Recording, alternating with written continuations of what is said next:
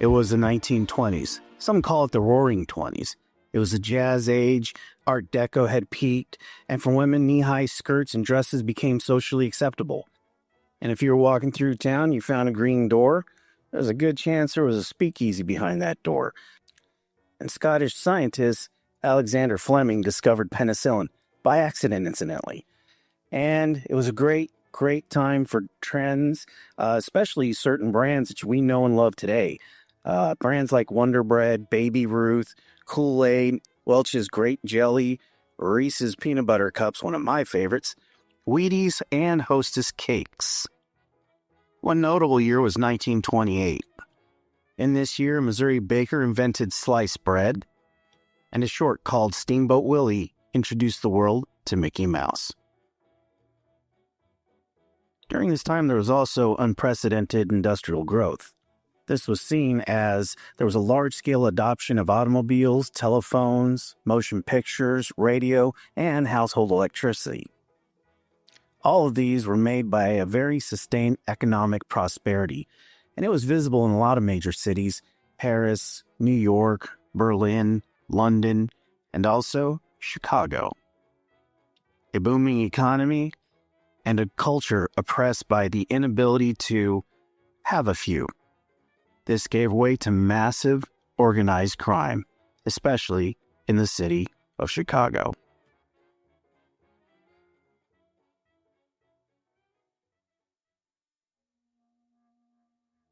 You see, to appreciate any sweet, you must also entertain the sour. And the sour that ran through the Chicago streets came in waves of Chicago mob. While gambling and prostitution were very lucrative for the crime families, none were more lucrative than bootlegging. Now, there were a lot of crime families during that time, but for the purpose of this story, we're going to focus on the North Side Gang, called the North Side Mob. It was primarily made up of Irish, Polish, American criminals. And their principal rival, the South Side Gang, also known as the Chicago Outfit. This crime syndicate was made up primarily of Italian Americans. But we'll get to them here in just a minute. First, we'll talk about the North Side Gang.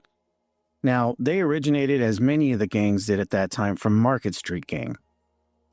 That gang was made up mainly with pickpockets, sneak thieves, and labor sluggers working in the 42 and 43rd wards. And at the beginning of Prohibition, the Northsiders quickly took control of existing breweries and distilleries in the north side of Chicago. At the beginning of the 20s, this gang was headed by Dion O'Banion. Reportedly, at the height of his power, he's supposedly making about $1 million a year from liquor, and that was in the 20s. And after marrying Viola Knief, they bought a flower shop, William Schofield's flower shop, as a matter of fact, in River North area, near the corner of Chicago Avenue and North State Street. Of course, now it's a parking lot. See, he needed a legitimate front for his criminal operations, and why not flowers? He always liked them. And oddly enough, Schofield's became the florist of choice for mob funerals. And during the 20s, obviously the relationships between the North Side mobsters and the South Side mobsters became incredibly strained, each one of them wanting to corner the market of the now ever-popular bootlegging industry. Now on the South Side, the Chicago outfit was led by John Donato Torrio.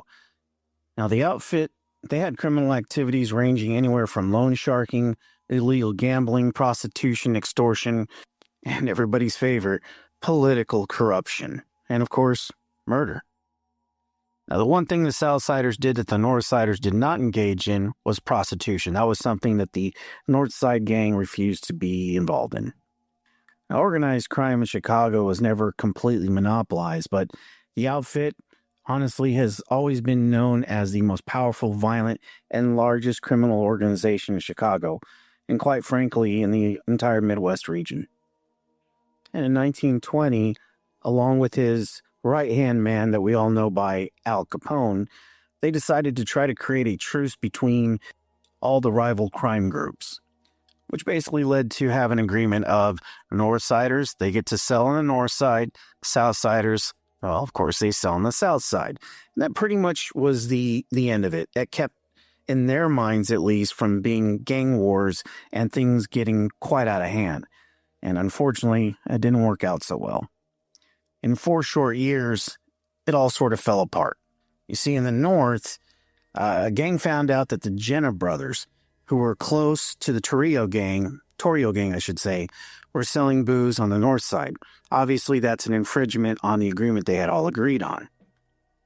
So Banyan went to Torrio and said, hey, give us a hand here. You're the one that says you're going to settle all these disputes. Maybe you can do something for us, help us from this happening again, or there might be problems. But this turned out to be an unfruitful effort, and Torrio did nothing to stop the brothers from selling on the north side. And it was with that they decided, hey, we're just going to take it into our own hands. They went ahead and hijacked Jenna beer shipments. So in 1924, O'Banion learned that the police were planning on raiding one of his breweries. It was called the Seaben Brewery. And with that knowledge, he said, you know what? I'm going to go ahead and go to Torrio and say, I want out of this. I don't want to do this anymore. Would you be interested in buying out, my share? And I just want to retire to Colorado. I don't want anything to do with this anymore. So Torrio agreed to buy O'Banion's share and gave him $500,000. So that was a pretty good deal, I think, for Torrio in his mind. So the morning of the deal, the police did, in fact, raid the brewery and shut it down. And Torrio, O'Banion, and several others were arrested. Now, Torrio, this was not his first time. See, what happened in those days, if you were a repeat offender, you were given mandatory jail time. And it is Torrio's feeling that O'Banion knew this, and he felt like he was betrayed and conned out of $500,000. Now, Torrio obviously wanted to take immediate retaliation, but one of the other family organizations, Mike Merlo, said, hey, you know what? Take a beat. We have a very big interest in keeping peace between us, and, we want to make sure that we keep from having gang wars burst out into the streets. And Torrio agreed. So he was a bit reluctant, but he said, okay, I respect you, and we'll go ahead and hold off.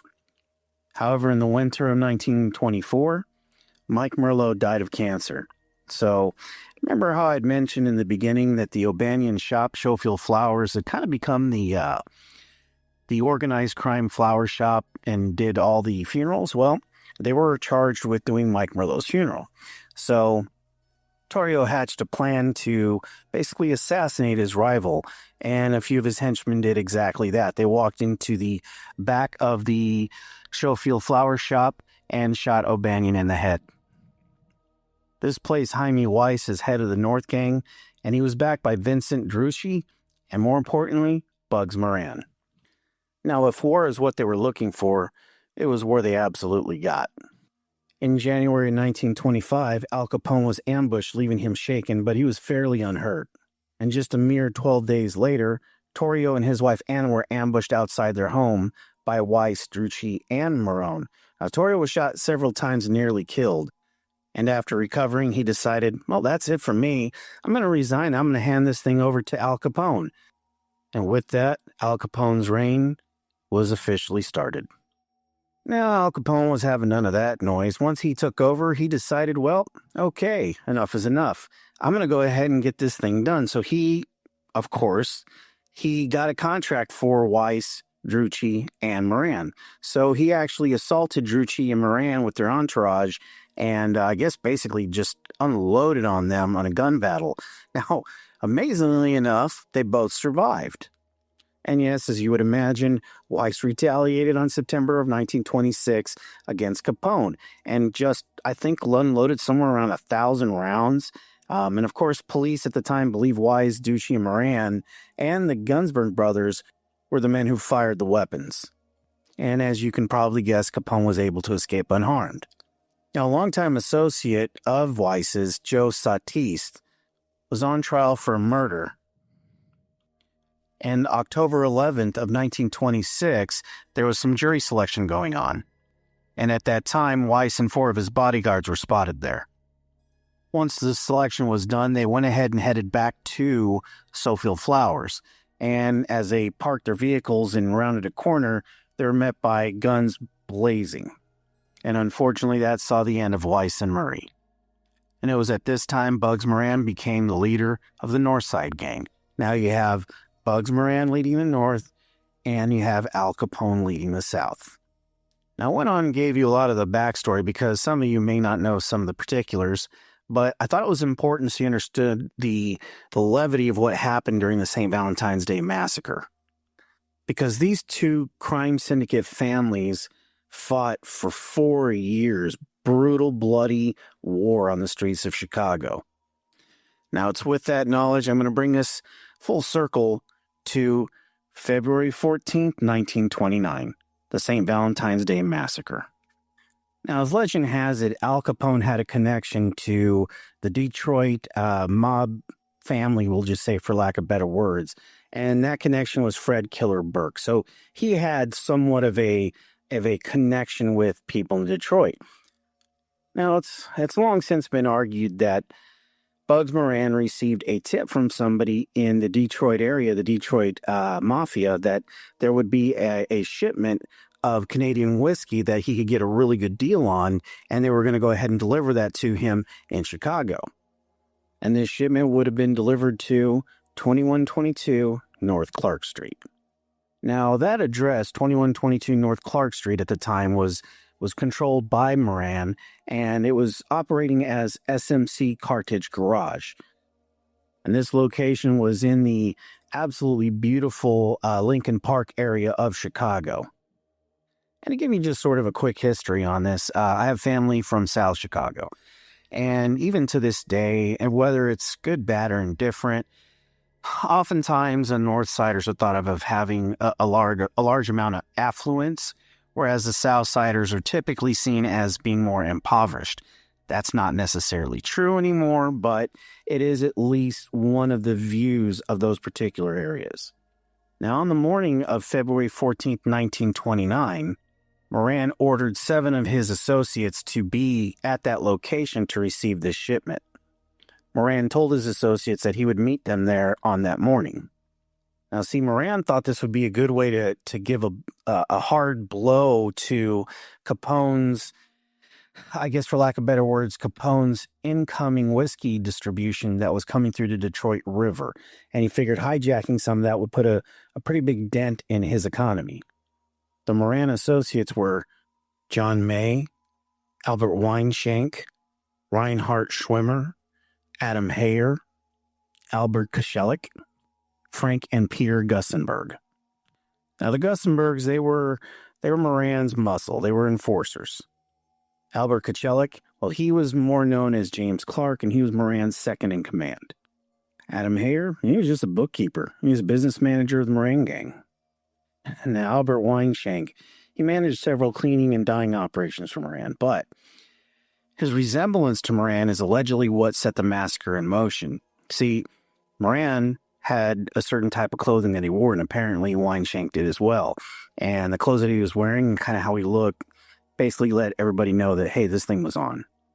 Another associate was an occasional car mechanic and a bank safe cracker, John May. And one of the saddest and most ironic murders, or victims, I should say, was Reinhard Schwimmer. Now, he was an optometrist by trade, and this guy abandoned his trade so he could gamble on horse racing and associate with the gang. Now, at approximately 10:30 in the morning on St. Valentine's Day, a police car pulled up in front of the garage. Emerging from the vehicle would be 2 uniformed policemen and 2 plainclothes men who were thought to either be FBI or someone of that nature. With them were several weapons, but more notably 2 shotguns and 2 Tommy guns, were later to be called the Chicago typewriter.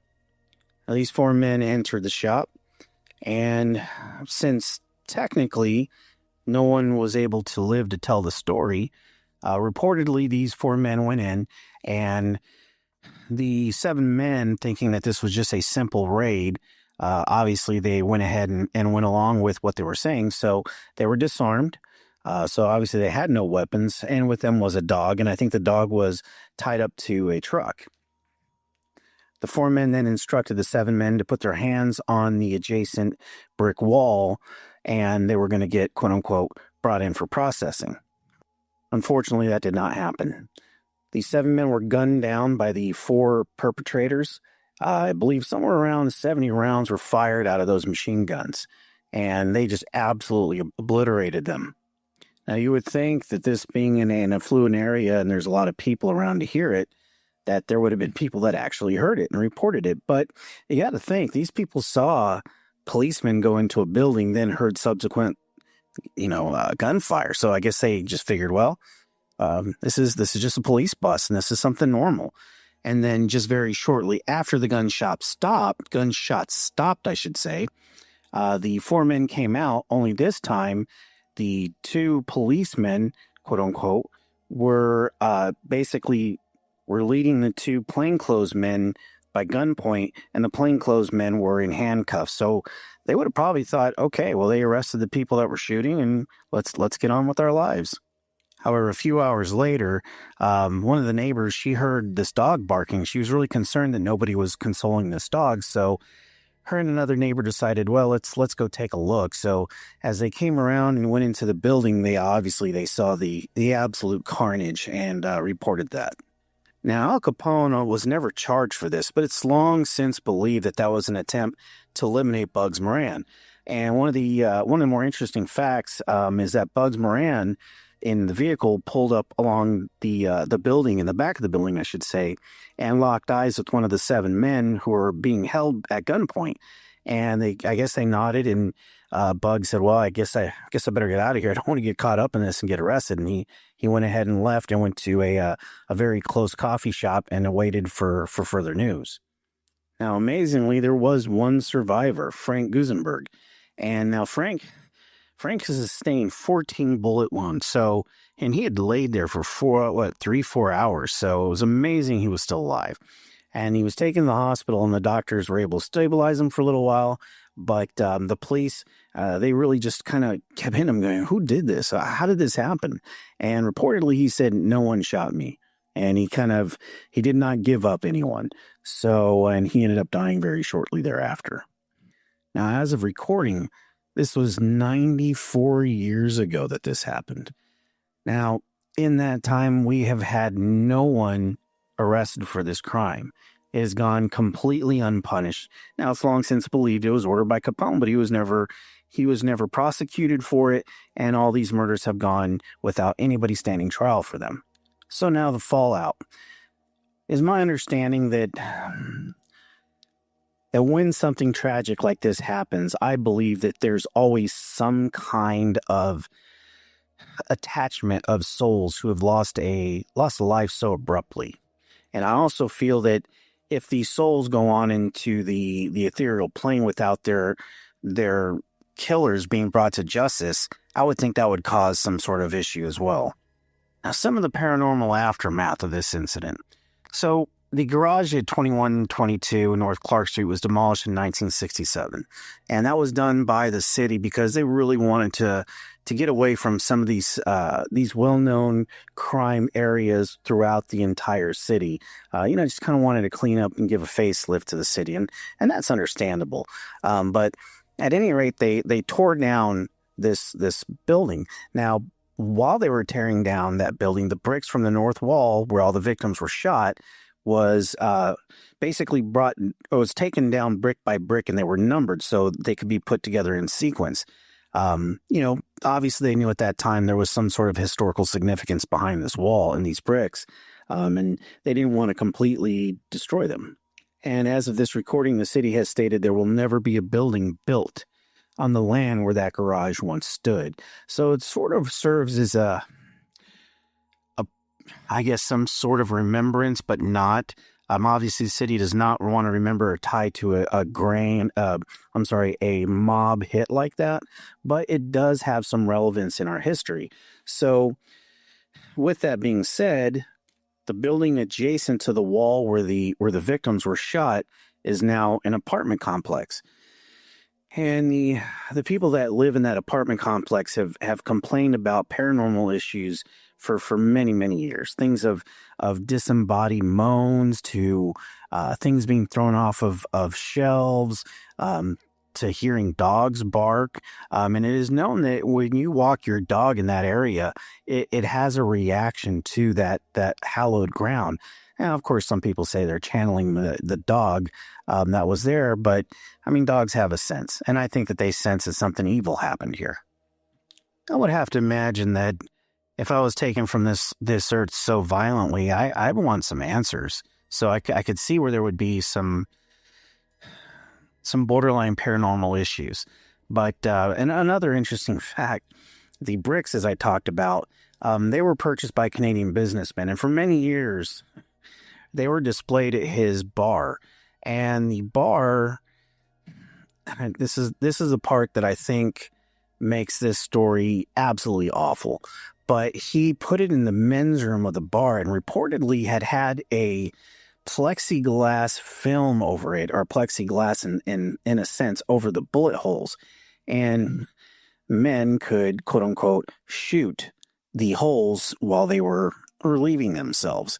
Now, I'm not one to say that certain actions will cause a reaction of the paranormal, but if anything would, I think that would. I mean, in essence, they were defiling a very, very sacred thing to those men. I mean, if you believe in soul, their soul left a quote unquote stain on those bricks. Now, since then, the bar has been closed and the bricks were given to the Mob Museum in Vegas, and you can go see them now. I've seen them. It's pretty amazing, but it shows where the bullet holes are. Now they've got some red blood, quote unquote, coming out of the bullet holes. I don't believe that's still the same blood, but at least they're trying to represent where people were. But as I said, nobody was charged for this crime. So this is the point where I ask you guys, what do you think? First of all, do you think Capone did it? I personally think there's nobody else that could have done it. Well, I shouldn't say that. Obviously, a bunch of people could have done it, but who stood to, I guess, prosper from the death of Moran and his people? Obviously, it was Capone. Capone obviously came to his own end, and things didn't go necessarily great for him, but I still think to this day he was responsible for it. And there's quite a bit out there about Fred Burke and these people and a Detroit connection to the murders. And if you want to, I would go ahead and look that up. It's a good read. I won't get into it too much into this because I'm going to keep this one a little shorter. But, what do you think? Do you think it was Capone? I don't know. And what do you feel about the city of Chicago tearing it down? I personally, I'm in favor for it because it's probably something that if I was a metropolis like that, I wouldn't want that attachment. And then the other part of me says, why would you get rid of it? I mean, it's part of history. So yeah, I'm pretty torn on that, but let me know what you think. But yeah, I mean, thank you so much for listening. If you've made it this far, please consider subscribing, and we'll get another one out to you here pretty soon. Have a good one. And that's a wrap on this episode of Generation X Paranormal. We want to thank you for joining us on the journey. Whether you're a believer, a skeptic, or somewhere in between, you're part of the GXP family now. This show is hosted by me and Nicole Matthias. We produce this independently with a whole lot of caffeine and an occasional EVP. If you enjoyed the show, please take a moment to rate us, review us, or follow us on your favorite podcast app. And believe me, guys, it helps more than you know. Visit us on gxparanormal.com. You can also follow us on the socials. Just search Generation X Paranormal. Until next time, keep your feet on the ground, your eyes on the skies, and don't be afraid of the dark. Be curious about it.